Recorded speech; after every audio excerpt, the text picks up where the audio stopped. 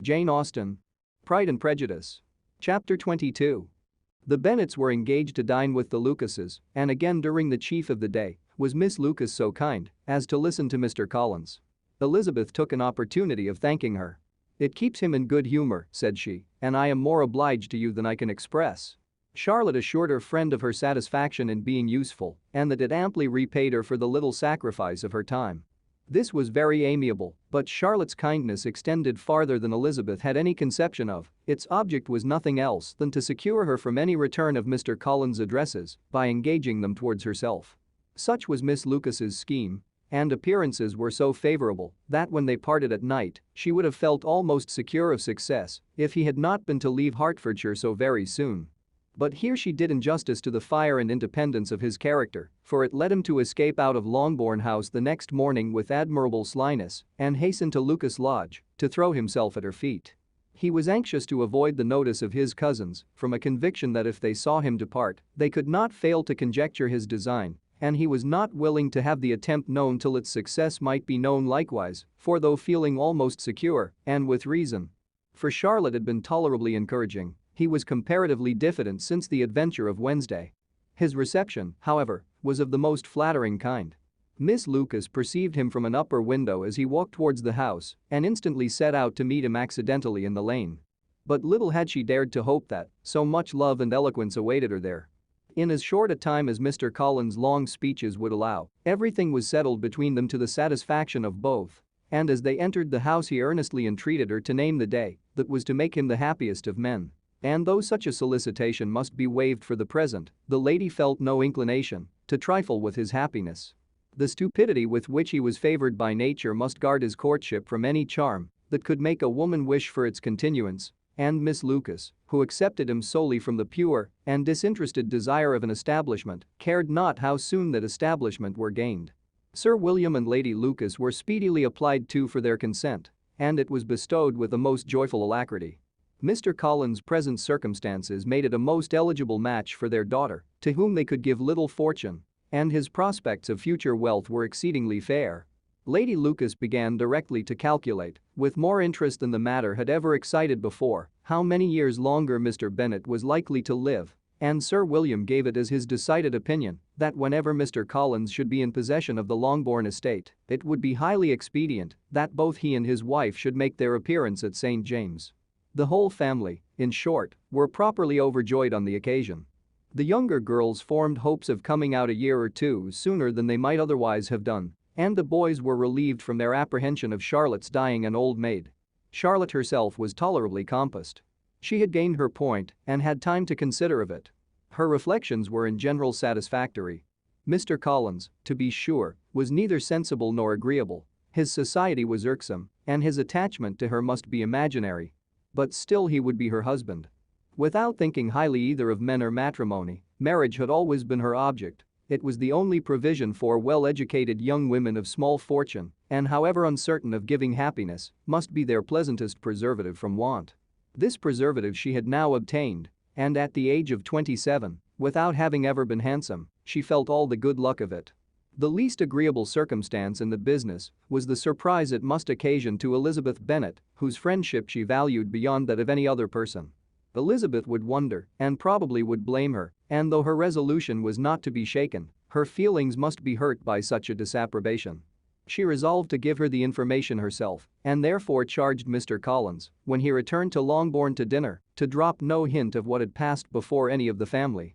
A promise of secrecy was of course very dutifully given, but it could not be kept without difficulty, for the curiosity excited by his long absence burst forth in such very direct questions on his return as required some ingenuity to evade, and he was at the same time exercising great self-denial, for he was longing to publish his prosperous love.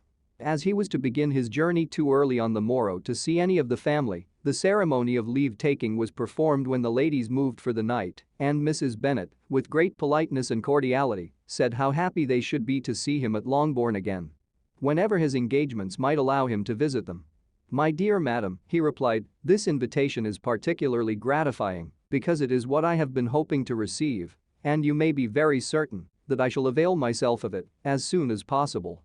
They were all astonished, and Mr. Bennet, who could by no means wish for so speedy a return, immediately said, "But is there not danger of Lady Catherine's disapprobation here, my good sir? You had better neglect your relations than run the risk of offending your patroness." "My dear sir," replied Mr. Collins, "I am particularly obliged to you for this friendly caution, and you may depend upon my not taking so material a step without her ladyship's concurrence. You cannot be too much upon your guard. Risk anything rather than her displeasure, and if you find it likely to be raised by your coming to us again, which I should think exceedingly probable, stay quietly at home and be satisfied that we shall take no offense. Believe me, my dear sir, my gratitude is warmly excited by such affectionate attention, and depend upon it, you will speedily receive from me a letter of thanks for this and for every other mark of your regard during my stay in Hertfordshire. As for my fair cousins, though my absence may not be long enough to render it necessary, I shall now take the liberty of wishing them health and happiness, not excepting my cousin Elizabeth." With proper civilities the ladies then withdrew, all of them equally surprised that he meditated a quick return.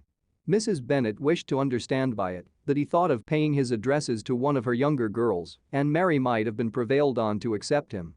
She rated his abilities much higher than any of the others, there was a solidity in his reflections which often struck her, and though by no means so clever as herself, she thought that if encouraged to read and improve himself by such an example as hers, he might become a very agreeable companion.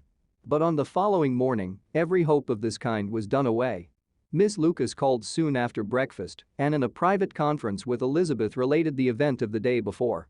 The possibility of Mr. Collins fancying himself in love with her friend had once occurred to Elizabeth within the last day or two, but that Charlotte could encourage him seemed almost as far from possibility as she could encourage him herself, and her astonishment was consequently so great as to overcome at first the bounds of decorum, and she could not help crying out, "Engaged to Mr. Collins?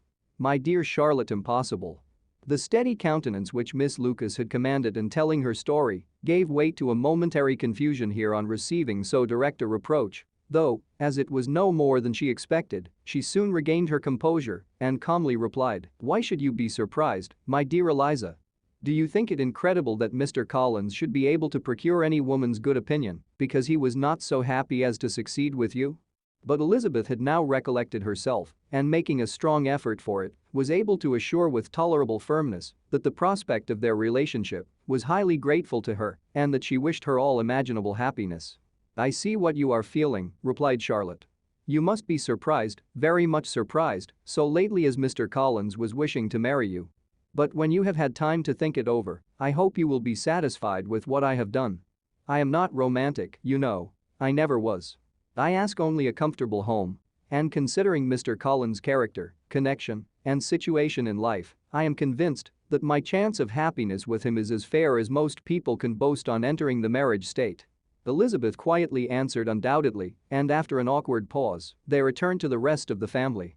Charlotte did not stay much longer, and Elizabeth was then left to reflect on what she had heard. It was a long time before she became at all reconciled to the idea of so unsuitable a match. The strangeness of Mr. Collins making 2 offers of marriage within 3 days was nothing in comparison of his being now accepted. She had always felt that Charlotte's opinion of matrimony was not exactly like her own, but she had not supposed it to be possible that, when called into action, she would have sacrificed every better feeling to worldly advantage.